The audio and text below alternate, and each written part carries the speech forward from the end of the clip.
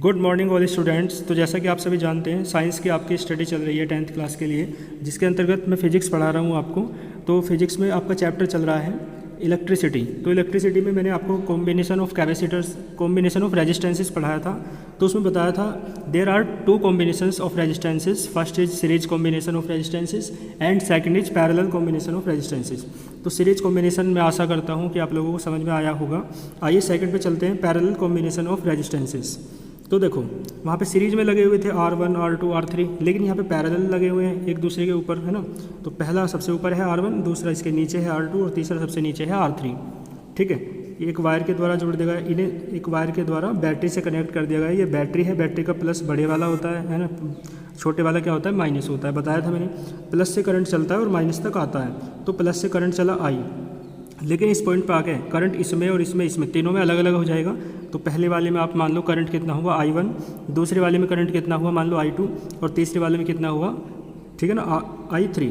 तो R1 में current I1 है, R2 में करंट I2 है ना, R3 में करंट I3 है। और पोटेंशियल डिफरेंस जो है आपका सेम रहेगा तीनों के लिए, R1 के, R2 और R3 तीनों के लिए कैसा रहेगा, सेम। कितना रहेगा, कैपिटल V। ठीक है, तो यही सब बातें लिखी हुई हैं। Let us consider three resistances R1, R2 and R3 are connected in parallel combination. तीनों रेजिस्टेंसेस पैरेलल कॉम्बिनेशन में हैं। I1, I2 and I3 be the currents हैं इन resistances R1, R2 and R3 respectively. इसका मतलब है रेस्पेक्टिवली का मतलब I1 current R1 में है, I2 करंट R2 में है, I3 करंट R3 में है। V आप जानते हैं, V be the common potential difference. V तो पोटेंशियल डिफरेंस होता है बिटवीन द एंड्स, है ना, ऑफ दिस, यानी इस एंड और इस एंड के बीच जो पोटेंशियल डिफरेंस है वो कितना है, V। लेकिन ये तीनों रेजिस्टेंसेस के लिए है, for all resistances R1, R2 and R3। Common क्यों कहा, क्योंकि तीनों के लिए सेम है बिल्कुल, ठीक है ना। इसके बाद आइए देखते हैं फिर आगे। इसके बाद आप देखेंगे देन फ्रॉम ओम्स लॉ आप यूज़ करेंगे। तो आप जानते हैं ओम्स लॉ क्या होता है, R is equals to V upon I होता है। तो I को इधर ले जाएं, R को अपॉन में ले आए, तो I is equals to V upon R हो जाएगा। कल की तरह ही आपको करना है फॉर फर्स्ट रेजिस्टेंस। वहाँ पे आपने देखा था वहाँ पे I चेंज नहीं हुआ था, लेकिन यहाँ पे V चेंज नहीं होगा क्योंकि V सेम है, कॉमन है। तो I1 क्या आ जाएगा आपका, V upon R1। Second resistance के लिए करेंगे तो आप आ जाएगा I2 is equals to V upon R2। Third resistance के लिए आप करेंगे तो V अपॉन R3, है ना। तो V तो सबके लिए सेम रहेगा, लेकिन R1, R2, R3 और I1, I2, I3 ये बदलते रहेंगे। फिर आपको टोटल करंट निकालना है, तो आप जानते हैं टोटल निकालेंगे कैसे। I इज इक्वल्स टू आपका हो जाएगा I1 plus I2 plus I3। तो I की वैल्यू आप पुट करेंगे ऊपर से, है ना, देखो ये रही I की वैल्यू क्या है, V upon R। I1, I2, I3 सबकी वैल्यू पुट करेंगे तो ये आ जाएगा। आप यहाँ से V कॉमन ले लो तो V से V कैंसिल हो जाएगा, तो आपका ये बचेगा 1 upon R is equals to 1 upon R1 plus 1 upon R2 plus 1 upon R3। तो ये जो है ना, ये मैंने कल लिखवाया था वहाँ पे भी, it is the expression of equivalent resistance in parallel combination. ये बात आप लिख लेंगे इसके नीचे, it is the equivalent resistance, है ना, it is the expression of equivalent resistance in parallel combination of resistances. यानी इक्विवेलेंट का मैंने मीन्स बताया था आपको कल, तो ठीक है ना। यानी इन तीनों को यदि हटा दिया जाए तो उसके स्थान पे यदि एक रेजिस्टेंस लिया जाए तो वो कितने का होना चाहिए, ये रिलेशन होता है ना। इसके बाद देखें, ठीक है, ये आपका बहुत इंपॉर्टेंट है, जो कॉम्बिनेशंस हैं इन पे बहुत आप फोकस करेंगे।